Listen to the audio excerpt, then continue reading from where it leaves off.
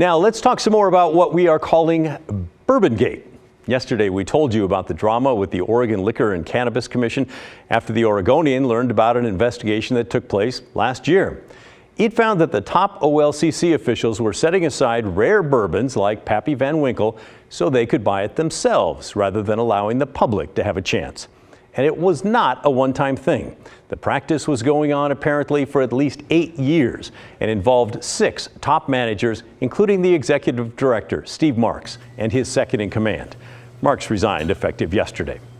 Governor Tina Kotek has called for the firing of everyone involved, but so far, only Marks is out of a job. Attorney General Paul Rosenbaum is also involved, opening a criminal investigation into the practice. The volunteer board of the Oregon Liquor and Cannabis Commission oversees the distilled spirits program at the center of all of this. And yesterday we showed you the chairman of the board's diatribe during a public meeting. Not upset with the people he's meant to oversee, by the way, but angry about his treatment in the press, defending himself and the board at every turn, even though he knew about the investigation into Bourbongate back in September. He says he was told there was a full investigation, finding of fact, and it was documented in the employee files, and that because of involving employees, it was all confidential. So he did nothing further. Then we asked for your thoughts on the controversy, and hello, you had plenty to say. Just saw your story on the Oregon Liquor Commission and the executive director and the fact that he dodged all of his responsibility as well as the board's to oversee the team that was managing the distribution of liquor in the state of Oregon. Whether or not he's a volunteer, as a director of a corporation on a board, he's responsible for all that goes on, and his cop-out for confidentiality is just plain wrong and sad. Many more of you said the OLCC and the board needs to clean house. I think all those individuals in the OLCC should be terminated.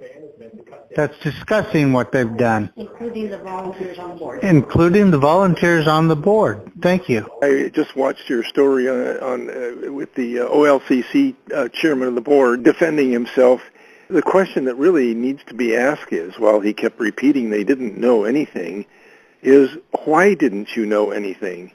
Isn't it your job to oversee this organization, to make sure things like this don't happen?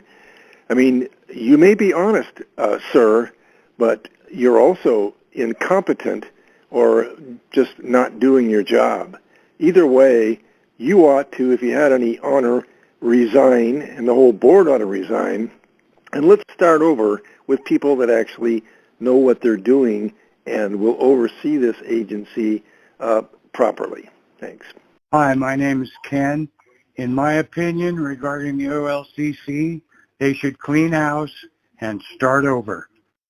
So a lot of strong opinions there. Lauren says, Pappy Van Winkle, I've been in the lottery for a couple of years now, never win, of course, and felt okay about that until now. Fire them all. Government is supposed to be tighter than the corporate world, just not the case here. Jim also lamented about how difficult it is to get that booze. I'm a collector of bourbon with more than 100 bottles, and I have 1 bottle of Van Winkle 10-year, and what I had to go through to get it and roughly 8 years of trying is ridiculous.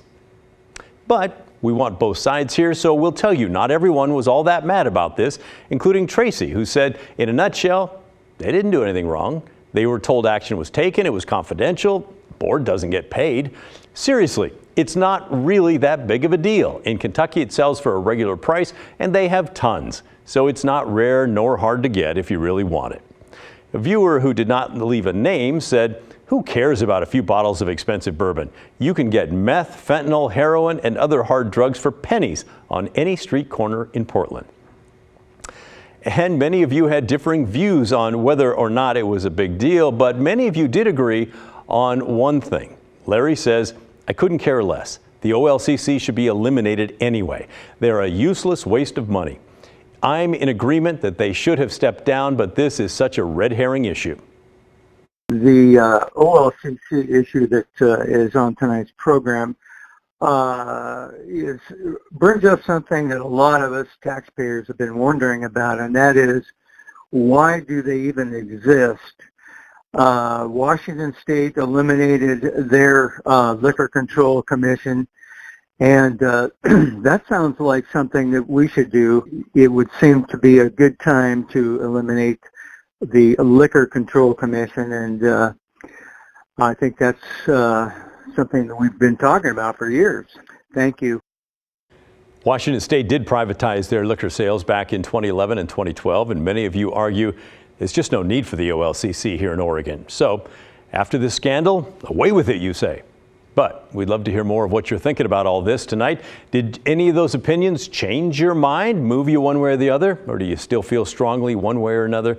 Please let us know. Send us an email to thestory@kgw.com or call and leave a voicemail, 503-226-5090.